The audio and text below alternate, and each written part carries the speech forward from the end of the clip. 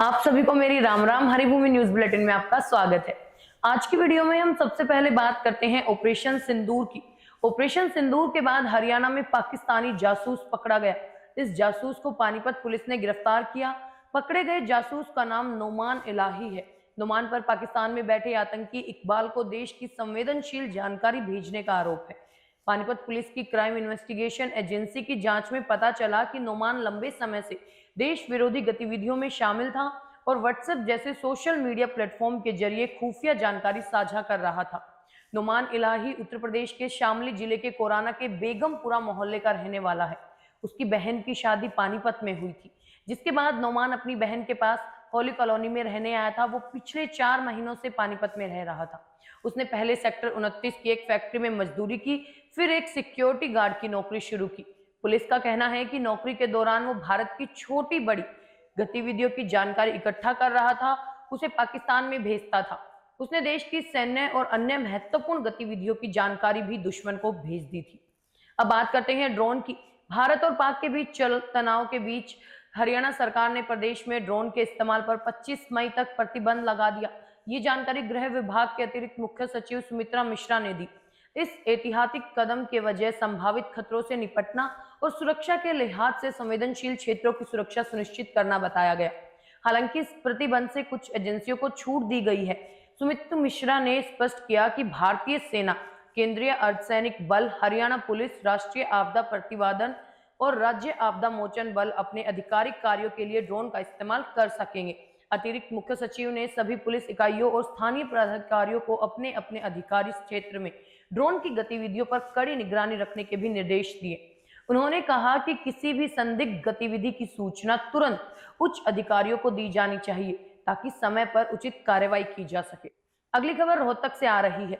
रोहतक के माजरा गांव में आज सुबह सीवर की गैस के चपेट में आने से एक ही परिवार के 3 लोगों की दर्दनाक मौत हो गई। मरने वालों में पिता और उनके 2 बेटे शामिल हैं। ये हादसा उस समय हुआ जब तीनों अपने घर के बाहर बने सीवर को साफ करने के लिए गए थे। सीवर में उतरते ही जहरीली गैस की चपेट में आने से तीनों की मौत हो गई। दमकल विभाग की टीम ने ग्रामीणों की मदद से तीनों को सीवर से बाहर निकाला। ग्रामीणों ने बताया कि महावीर के घर के बाहर सीवर ओवरफ्लो चल रहा था। आज सुबह महावीर सीवर का ढक्कन हटाने लगा तो वो सीवर में गिर गया। ये देखकर उसका बेटा दीपक अपने पिता महावीर को निकालने के लिए सीवर में उतरा तो वो भी गैस की चपेट में आ गया। इसके बाद दूसरा बेटा लक्ष्मण भी सीवर में उतर गया। जब तीनों काफी देर तक बाहर नहीं आए तो परिजनों ने शोर मचाना शुरू किया। उस समय तक तीनों की मौत हो चुकी थी। अब खबर चरखी दादरी से। आज दोपहर दादरी रेलवे स्टेशन पर एक युवक ने दोनों हाथों में पिस्तौल लेकर फायरिंग शुरू कर दी। एक गोली मालगाड़ी पर लगी तो बाकी गोलियां हवा में फायर की गई। गोलियों की आवाज सुनकर घटनास्थल पर मौजूद लोग दहशत में आ गए और बचाव के लिए लोग इधर उधर छिपने लगे। सूचना मिलते ही पुलिस ने युवक को दबोच लिया। बताया जा रहा है कि आरोपी युवक झज्जर जिले के इस्लामपुर गांव का रहने वाला है और फरूख नगर में कल हुए मर्डर में भी ये शामिल था। पुलिस ने युवक से 2 पिस्तौल और 5 कारतूस बरामद किए। अगली खबर पलवल से आ रही है, जहां एक नाबालिग के साथ दुष्कर्म का मामला सामने आ रहा है। पीड़िता 8वीं कक्षा की छात्रा है। जानकारी के अनुसार स्कूल की छुट्टी के दौरान 14 वर्षीय छात्रा आंगनबाड़ी केंद्र से राशन लेने गई। आंगनबाड़ी केंद्र पीड़िता के घर से मात्र 200 मीटर की दूरी पर है। राशन लेने के दौरान गांव के एक युवक ने उसका अपहरण कर लिया। आरोपी पीड़िता को मथुरा ले गया, वहां एक रात रखकर उसके साथ दुष्कर्म किया। दूसरे दिन आरोपी पीड़िता को वापस गांव में छोड़कर फरार हो गया। जब पीड़िता देर तक घर नहीं पहुंची तो परिवार ने उसकी तलाश शुरू की। अगले दिन जब वो घर पहुंची तो उसने परिजनों को पूरी घटना बताई। पीड़िता के दादा ने थाने में शिकायत दर्ज कराई। पुलिस ने आरोपी की गिरफ्तारी के लिए टीम गठित कर दी है। अंत में बात कर लेते हैं मौसम की। हरियाणा में बार बार बदल रहा है मौसम। कल बारिश के बाद आज कई जिलों में भीषण गर्मी रही। नूह में 41.8 डिग्री सेल्सियस तापमान दर्ज किया गया।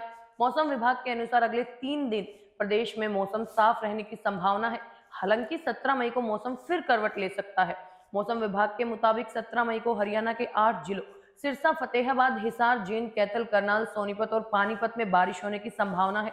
इसके साथ ही कुछ क्षेत्रों में बादल छाए रहने और तेज हवाओं के चलने का भी अनुमान है।